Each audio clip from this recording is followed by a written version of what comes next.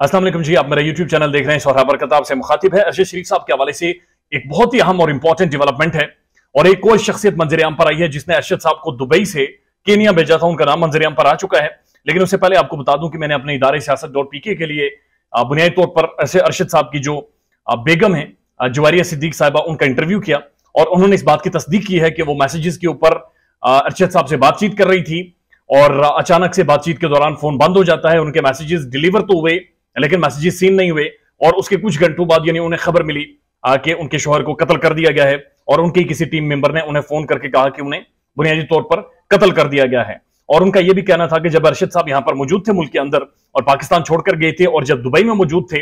जाहिर केनिया में भी मौजूद थे, उनसे बातचीत हो रही थी। वो कह रही है लोकेशन उन्होंने डिस्क्लोज नहीं की थी, तो वो बता रहे थे कि उनके कातिल उनके पीछे हैं, वो उनका पीछा कर रहे हैं, उनके पीछे आ रहे हैं और बाकायदगी से उन्हें मॉनिटर कर रहे हैं, उन्हें फॉलो कर रहे हैं। तो अरशद साहब जैसे एक इन्वेस्टिगेटिव साफी को जब इन सारी चीजों का इदराक था तो ऑब्वियसली उसने बहुत सारी जो हिफाजती इकदाम है वो भी किए होंगे। वो जाहिर सारी चीजों को देख भी रहे होंगे कि मैंने किधर जाना है, किधर नहीं जाना, मैंने क्या करना है, क्या नहीं करना, किन जगहों पर जाना है, कहां पर नहीं जाना। तो फिर इस सारी थ्रेट के बावजूद और ये भी पता हो कि केनिया में मौजूद हो और ये भी पता हो कि कुछ असैसिन्स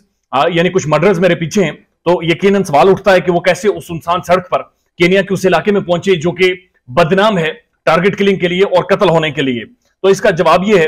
कि जो वकार और खुर्रम है, जो दो ये भाई हैं जिनके घर अरशद साहब रहते थे, उनका यह कहना है कि हमारा अरशद शरीफ से कोई ताल्लुक नहीं था। हमें दुबई से एक तारिक नामी शख्स ने टेलीफोन करके कहा था और हिदायत दी थी कि मेरा एक मेहमान आ रहा है अरशद शरीफ, आपने इसे होस्ट करना और अपने साथ रखना है। अभी जो तारिक नामी शख्स है ये कौन है, इसके बारे में अभी तक किसी ने खुलकर नहीं बताया और ना ही प्रोब इन हुआ है और ना ही कहीं पर रिपोर्ट हुआ है और ना ही कोई डिटेल्स इस बंदे के सामने रखी हैं। अभी जो वकार और खुर्रम है, इन्होंने भी इस वकार नामी शख्स के बारे में कुछ नहीं बताया। इससे पहले यह बताया गया था कि सलमान इकबाल के कहने पर, जो एयरवाई न्यूज के सीईओ हैं, उनके कहने पर अरशद साहब को दुबई से केनिया भेजा गया और यह भी कहा गया कि केनिया के अंदर सलमान इकबाल का फार्म हाउस है, इसलिए अरशद साहब को वहां पर भेजा गया। लेकिन अब जो वकार और खुर्रम तो वो बंदा था जो ड्राइविंग कर रहा था और वकार वो शख्स है जिसका वहां पर शूटिंग रेंज था, एंटरटेनमेंट का कुछ इलाका था जहां पर वो एंटरटेनमेंट लोगों को करवाता था और जिसके साथ अरशद साहब ने आखिरी खाना भी खाया था। उनका यह कहना है कि यह तारिक नामी शख्स है, दुबई में मौजूद है, इसने मुझे फोन करके कहा था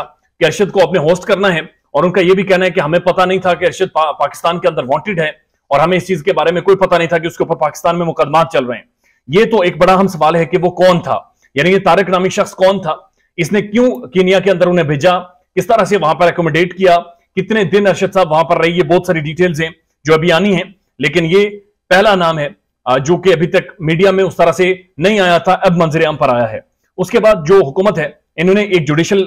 कमीशन बना दिया है और एक बड़ा इंपॉर्टेंट कमीशन बनाया है जिसको रद्द कर दिया है अरशद साहब की वालदा ने भी और उनकी बेगम जवारिया सिद्दीक ने भी, इन दोनों ने इसे रद्द कर दिया है। अभी जो हुकूमत ने कमीशन बनाया है इसमें एक रिटायर्ड जज साहब मौजूद है, उसके बाद